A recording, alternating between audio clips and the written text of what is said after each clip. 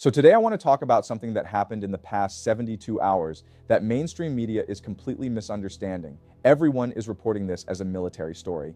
Drones launched, buildings hit, damage assessed, but almost nobody is explaining what this attack actually revealed about modern warfare and what it means for every nation that depends on American military protection.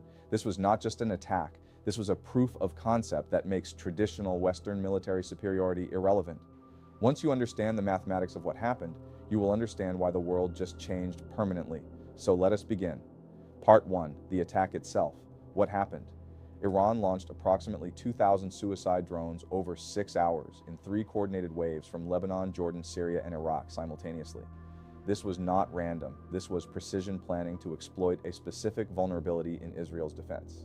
Israel's Iron Dome handles 60 to 80 simultaneous targets. When you launch 2,000 drones in waves, you create a saturation attack that makes defense mathematics impossible. Here's how it worked. First wave arrives, Iron Dome fires interceptors. Each battery holds limited missiles. Reloading takes 30 to 90 minutes with human crews physically loading new missiles. First wave forces Israel to expend interceptors. During reload, the second wave arrives. While crews scramble after the second wave, the third hits. This is deliberate planning based on understanding your enemy's defense system and exploiting reload vulnerabilities with perfect timing. Part 2, what was actually targeted? And this is where the attack becomes even more revealing, because Iran was not trying to terrorize civilians. Iran was systematically dismantling Israel's military machine piece by piece. The targets were chosen with extraordinary precision. First, the Palmaqam Air Base. Why? Because Palmaqam houses Israel's long-range air surveillance radar systems. Knock out Palmaqam and you blind Israel's ability to see incoming threats from a distance. Second, the Gilo Intelligence and Cyber Complex north of Tel Aviv. This is where Israel conducts signals intelligence and cyber warfare operations. Third, the fuel and logistics terminal at Ashdod port. Without fuel, Israel's military cannot operate. Fourth, the Kiryat military headquarters in Tel Aviv, the nerve center of the entire Israeli Defense Forces command structure. Every single one of these targets has a purpose. This was not about destruction for its own sake. This was about methodically degrading Israel's ability to defend itself in future engagements. Part 3, the technology and the cost asymmetry. Now, let me explain something that Western media keeps getting wrong. They keep calling these Iranian drones primitive. They keep saying these are cheap, low-tech weapons that any advanced military could easily defeat. But let me walk you through what these drones actually are and why that analysis is completely backwards. Iran used 2 main variants in this attack: the Shahed 136, which is essentially a flying bomb with a 90-minute flight time and GPS navigation, and the Shahed 238, which has a jet engine and can reach its target in under 90 seconds. Now, Western analysts look at these and say, these drones do not have the sophistication of American Reaper drones or Israeli Heron drones. But that completely misses the point, because these drones have something far more important than sophistication. They have autonomous inertial navigation systems that make them immune to GPS jamming. They have radar altimeters that allow them to fly below radar detection. They have optical terminal guidance that allows them to identify and hit specific targets even if all external signals are being jammed. But here is the part that should terrify every Western military planner: the cost mathematics. Each one of these Iranian drones costs between $20,000 and $50,000 to produce. Each Israeli Tamir interceptor missile costs between $40,000 and $50,000. And Israel fires 2 interceptors at every incoming target to ensure a kill. So let us do the math. Iran launches a $30,000 drone. Israel responds with $100,000 worth of interceptor missiles. Iran launched 2,000 drones in this attack. Let us say each drone costs $40,000 on average. That is $80 million total for Iran. Israel fired thousands of interceptors. At $100,000 per target, that is hundreds of millions of dollars expended in a single night. And here is the critical point: Iran can produce drones domestically at scale. Israel has to import interceptor missiles from the United States. And those interceptors are not unlimited. There is a global supply constraint. American factories can only produce so many per month. And when Israel runs out, they have to wait for the next shipment. This is what we call asymmetric warfare. And the asymmetry is devastating for Israel. Iran can sustain this economically indefinitely. Israel cannot. This is economic attrition warfare, and Israel is on the losing side of the equation. Part 4, the American withdrawal. Now let me talk about something that received almost no coverage but is perhaps the most significant detail of this entire event. The USS Abraham Lincoln Carrier Strike Group which was stationed in the Persian Gulf as a symbol of American military presence and as a direct deterrent to Iran, withdrew 400 nautical miles away from the Iranian coast immediately before this attack. Why? Because the United States Navy assessed that remaining within range of Iranian anti-ship ballistic missiles was too dangerous. Let me explain what that means. Iran has a missile called the Khalij Fars, a hypersonic maneuvering anti-ship ballistic missile designed specifically to target aircraft carriers.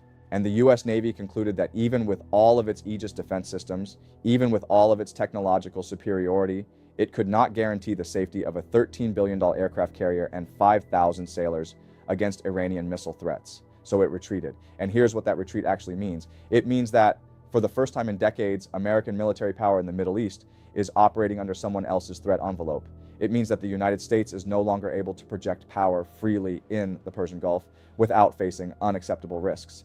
And it means that Israel, which depends on American air defense and radar support during major operations, was left without that critical support during this attack.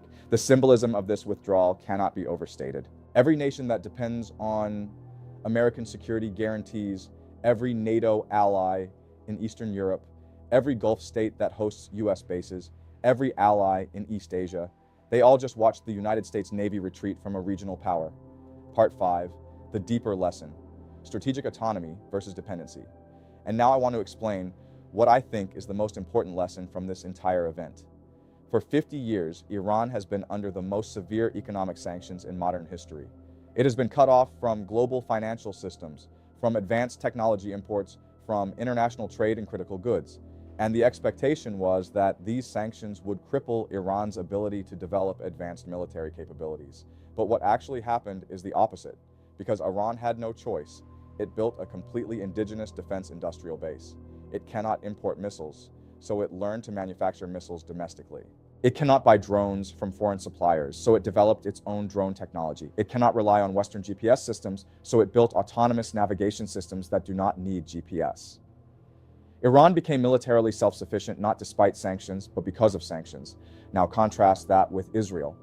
Israel has the most advanced military in the Middle East, but that military is fundamentally dependent on the United States, dependent on American interceptor missiles, dependent on American intelligence sharing, dependent on American diplomatic protection.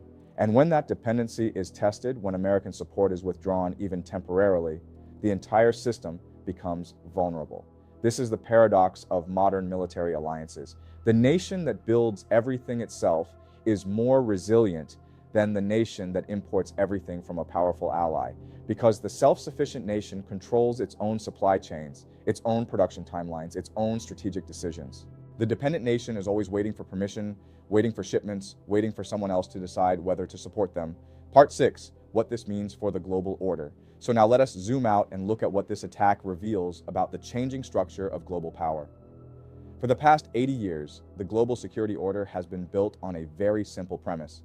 The United States has overwhelming military superiority, and it extends a security umbrella to its allies. If you are a US ally, you do not need to invest heavily in your own defense because America will protect you. But this attack just revealed a fundamental crack in that premise. Because if the United States cannot safely operate its aircraft carriers in the Persian Gulf, if American military power can be deterred by a regional adversary using relatively low-cost technologies, then what does that mean for American security guarantees everywhere else? Think about NATO allies in Eastern Europe who depend on American military support to deter Russia. Think about Taiwan, which depends on American intervention to prevent a Chinese invasion. Think about Japan and South Korea, which depend on the US military presence to balance against North Korea and China. All of these nations just watched the United States retreat from a confrontation with Iran, and they are asking themselves a very uncomfortable question. If America will not risk a carrier strike group against Iran, will it risk one against China? If America cannot maintain air superiority over the Persian Gulf, can it maintain air superiority over the Taiwan Strait? These are not hypothetical questions anymore. These are strategic calculations that every nation on Earth is making right now. And here's the conclusion that many nations are arriving at. We cannot depend entirely on American protection anymore. We need strategic autonomy. We need our own defense capabilities. We need to be able to defend ourselves. This is the beginning of a global rearmament trend that will define the next decade. Not because nations want to go to war, but because they no longer trust that America will go to war for them. And that shift, that loss of confidence, in American security guarantees, that is what this drone attack actually demonstrated. So let me bring everything together. Iran launched 2,000 drones in 3 coordinated waves, specifically timed to exploit the reload vulnerabilities of Israel's Iron Dome system.